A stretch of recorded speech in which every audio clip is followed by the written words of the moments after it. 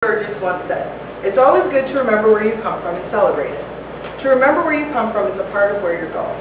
I've also heard it said, to know where you're going, you must first know where you come from. That is what I would like to do for the next few minutes. An object speech is supposed to be about something special to you, something with some sort of sentimental meaning. Well, I had a few things in mind when given this assignment, and I've chosen to take a different approach to it. Follow me for just a few minutes, and you'll see exactly why this is important to me. This is a brick.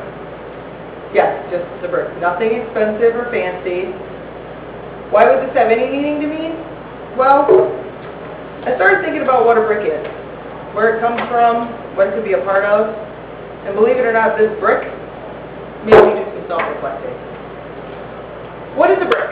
Merriam-Webster's dictionary defines a brick as a handy-sized unit of building or paving material, typically being rectangular in shape and made of moist clay dried by heat.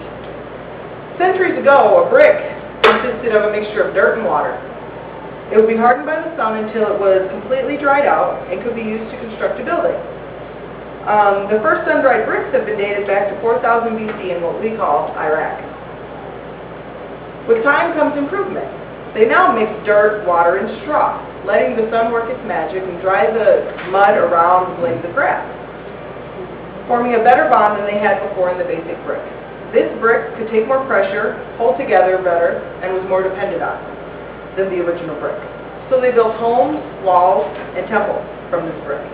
If you think about the pyramids of Egypt, these bricks were a work of pure genius. They had to be constructed just the right way to last all these centuries.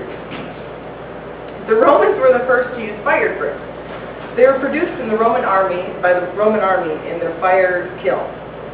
Merriam-Webster says a kiln is an oven, furnace, or heated enclosure used to process a substance by burning, firing, or drying it. When you think of a brick, how many uses can you think you use brick for?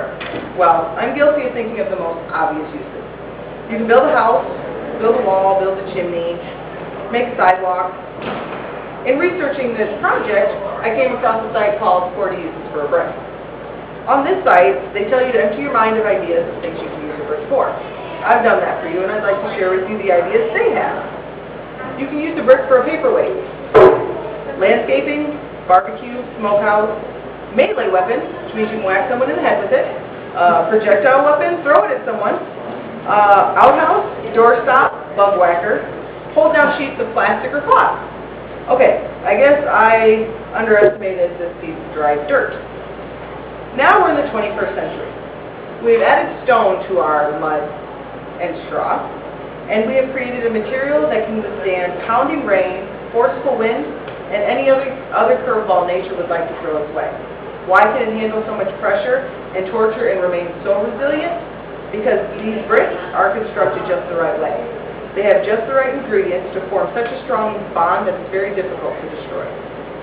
Are you still wondering why it's important to me? Okay.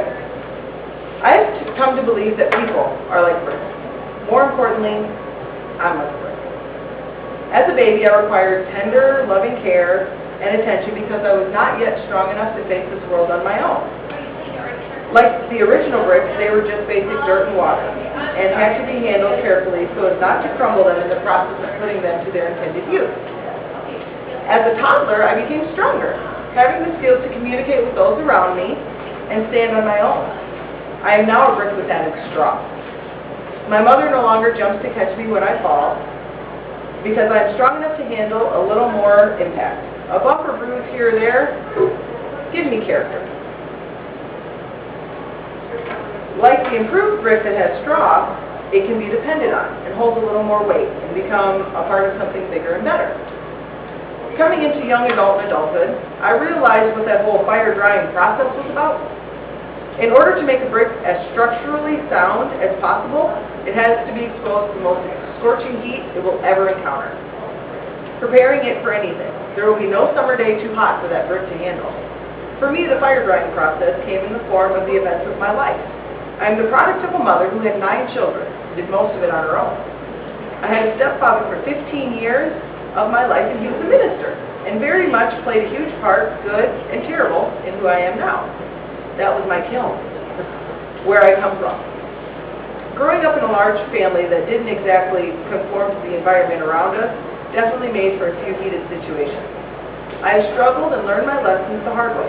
I am a part of a big family that I love very much. They know no matter what, that they can lean on me. I can take the heat, I can take the pressure, and I won't buckle or crumble. Like this brick, I have a history. Like this brick, I have become a part of something bigger and better. No matter what, my God created me with just the right ingredients to be strong and resilient, because He knew I would be a part of something bigger.